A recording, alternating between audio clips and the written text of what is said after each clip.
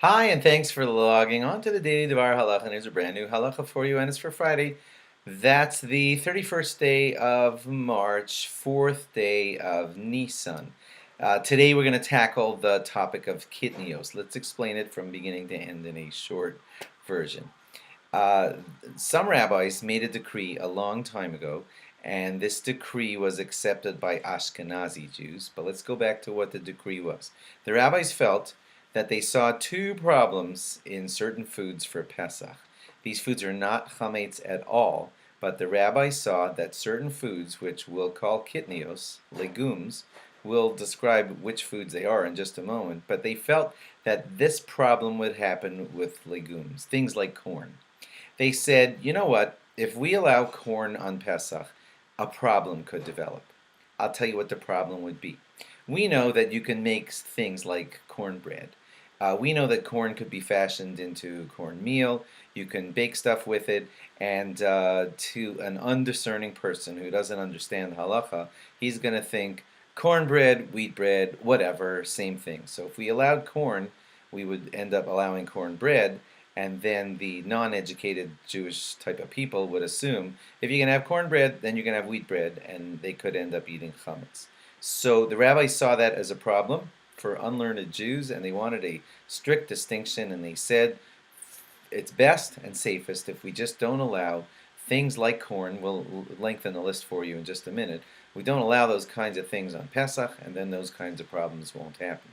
Also, they saw another problem, nothing to do with making bread out of it, but they saw that a lot of these types of foods had the problem that sometimes other grains got mixed in with them. So, like on the list with things that are in the Kitniyos list is things like rice.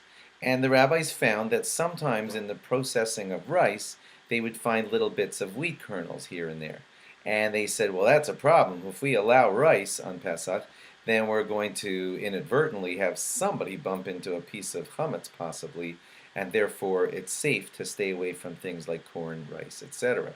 So this decree was enacted a long time ago, and Ashkenazi Jews accepted this custom, which is don't eat these types of foods on Pesach. Okay? Ashkenazi Jews means Jews who stem originally from places like Germany and that general area. And all those types of Jews accepted this custom and don't eat kitnios, these types of foods, on Pesach. Now let's finally say what's on the list of kitnios. I'm going to read from a little cheat list here. They are things like beans, peas, corn, rice, string beans, mustard, sesame. Some people include peanuts and things of the sort. All of those types of things fell under the category of kitnios, and Ashkenazi Jews following this custom won't eat these things on Pesach. Sephardi Jews, and they are Jews come from places like Spain and all of the areas around it, and where the Jews left from Spain onto other areas. Those Sephardic Jews do eat kitnios, so they can have rice, etc., on Pesach, and there is the short version of kitnios. But let's extend it to other things you need to know. Most of the rabbis who prohibited for Ashkenazi Jews things like kitnios said that we should also prohibit derivatives of kitnios. So, for example, corn, if you're going to prohibit it, you should also prohibit corn oil, a derivative of corn. And so that was accepted by most people who followed the idea of kitnios. And so corn and corn oils aren't allowed on Pesach. One of the places that that becomes incredibly important to this Western world is that a lot of the sweeteners in a lot of our foods are high fructose corn sweetener or corn syrup, and that's a derivative of corn. So all people who won't have kitnios, most of them aren't going to allow corn oil or high fructose corn sweetener, etc. And that's where a lot of foods start to become prohibited because they are made of derivatives of kitnios. All those types of foods can still have sugar in them because sugar doesn't derive from kitnios, but it means that the recipe has to change for a lot of foods where there used to be high fructose corn sweetener, which by the way is not very healthy. Sugar would have to be substituted, which is not incredibly healthy either. So, but that's how it shakes down. Those people not eating kitnios are also not eating corn derivatives, and all things that derive from any kitnios. And Svardim are eating those foods. When you have a family, the custom is usually set by the husband.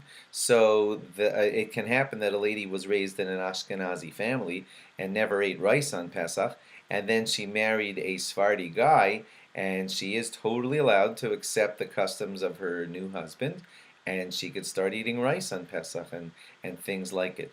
Sephardi people, of course, do want to make certain that there is no there